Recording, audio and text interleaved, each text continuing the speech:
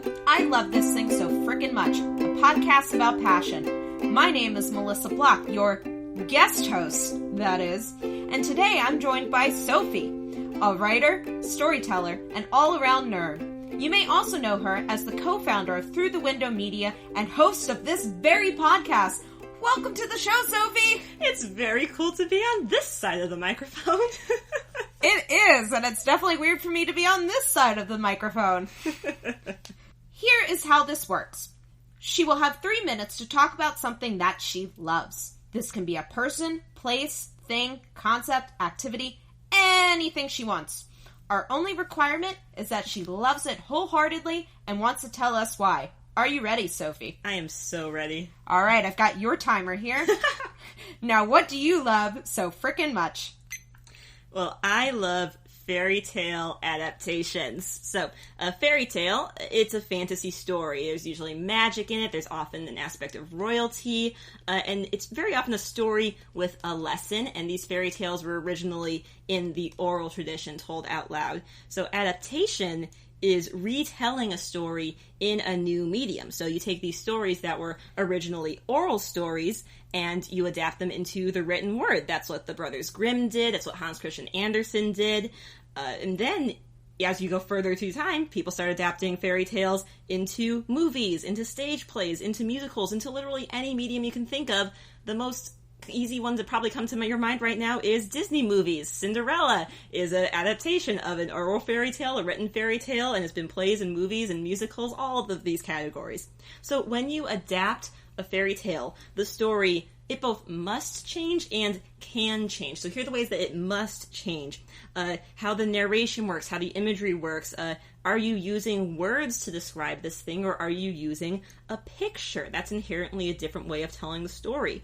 Are you setting the mood through the tone of voice you use to tell the story, or your word choice in the text, or are you adding music? Are you changing the colors? Is that how you're changing how you tell the story? Animation is really great medium for fantasy, because it makes these things that are impossible, like all these magical transformations, possible to see, because it's all drawings and it all is believable in this medium. But then there's also things that don't necessarily need to change, but they can change. When you're telling the story to a new audience in a different time, a different place, they're going to want to hear a new lesson. If you want to engage your audience, you're going to need to change details. It might mean making it less gory than it was in the original if you're telling it to modern children instead of trying to scare the pants off of children in the ancient times.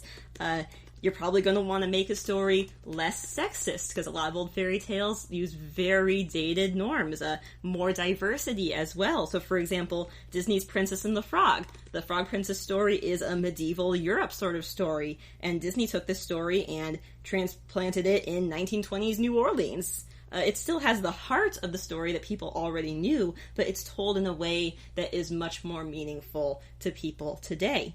And these fairy tales, they last through these adaptations. We have an eternal love for stories like this. We want to tell them over and over again. And not only do we want to see them again, we can use these stories to really, change the world. Like, when we change these details, you can take a familiar story and insert something that you want to make more familiar. We want to have more girls in them. We want to have more people of color, more people of different religions and different abilities, and any category you can think of, different sexualities and genders.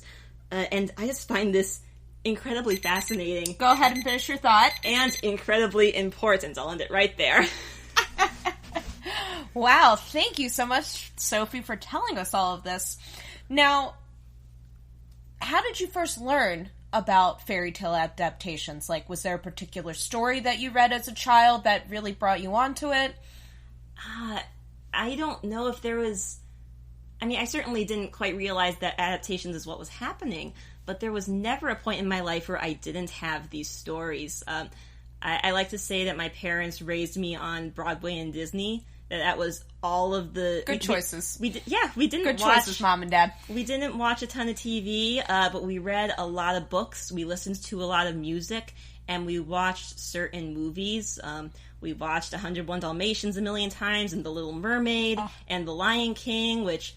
You may not know at first glance, but it's technically an adaptation of Hamlet. Yep.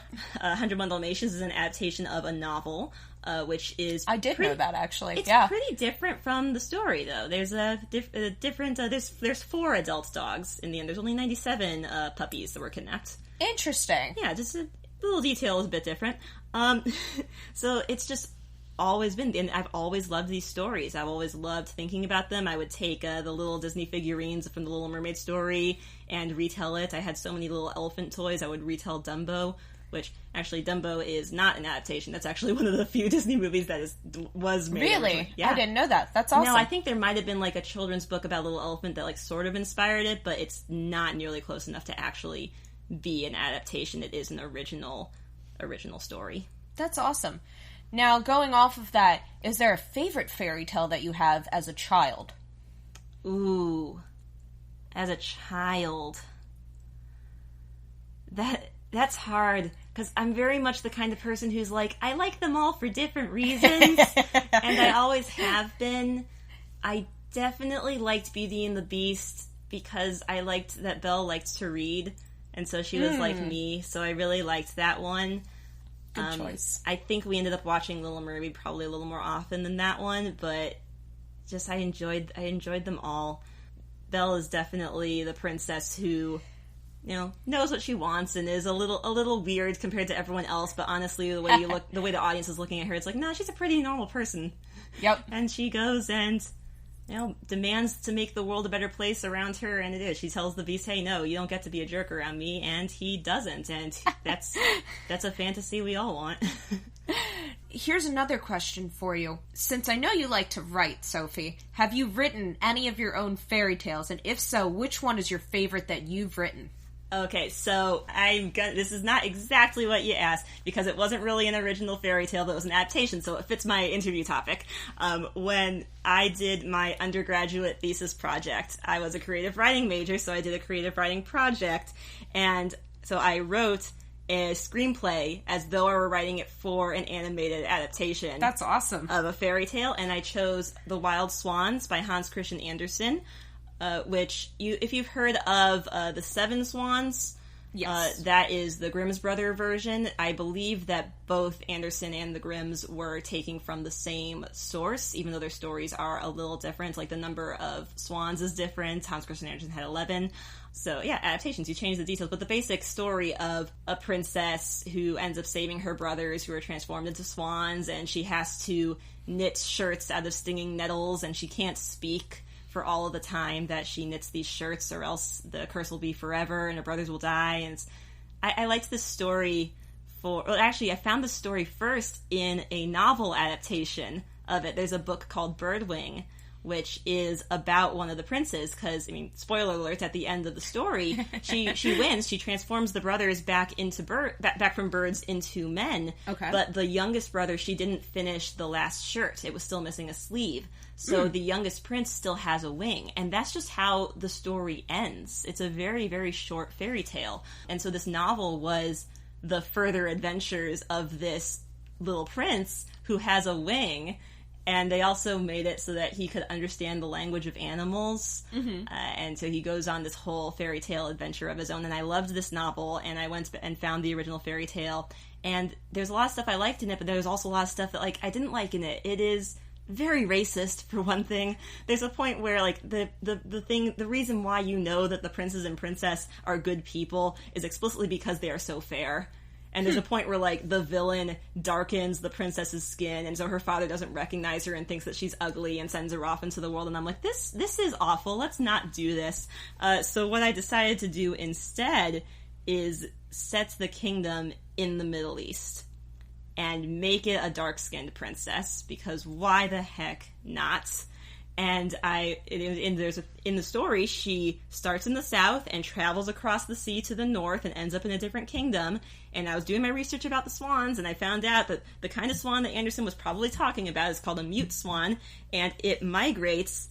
Its whole range is all around the Mediterranean Sea, all the way down to the Middle East, all the way up to Norway and different parts of Europe. So I'm like, why couldn't she have traveled with the swans from her kingdom in the Middle East up to Europe? It's not like I'm taking something and that isn't true to the heart of the story. I'm taking the material that's there and telling the story that I want to tell so that other people would see themselves in this story where previously they've been shut out of it. Wow. You've done quite the research. I mean, I would assume so since, you said it was your thesis. It was a research project. I had to write, an essay about, why do people do fairy tale adaptations. So they told me pick something that you wanted to spend the whole year thinking about, and by God, I did. You did. Absolutely. Now, do you have a favorite author of these fairy tale adaptations? I know you've mentioned Hans Christian Andersen a couple of times. Mm-hmm. Oh, I wish I had in my head who the author of Birdwing was, but I don't. So if you're listening to this, Google Birdwing, and you'll probably find that. Maybe we'll put it in the episode description if I remember it later.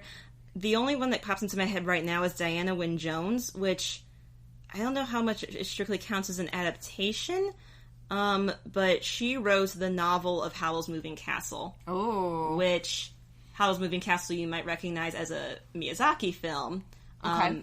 I will say, though, this is an example of how you can take a fairy tale story and adapt it in a ways that has very little in common with the original story. It has the same characters, the same sort of setting, but they come out with vastly different messages, which is another cool thing about adaptations, is that you can stay true to the story in some ways, but you don't necessarily have to in other ways. But the novel of Howl's Moving Castle is a fairy tale, and it plays with so many of the fairy tale tropes you recognize. You have the step siblings, you have the fact that Sophie is an eldest of 3, and therefore that she's the eldest child, not the youngest. The youngest of 3 succeeds. The eldest of 3 is not going to succeed, and she knows it.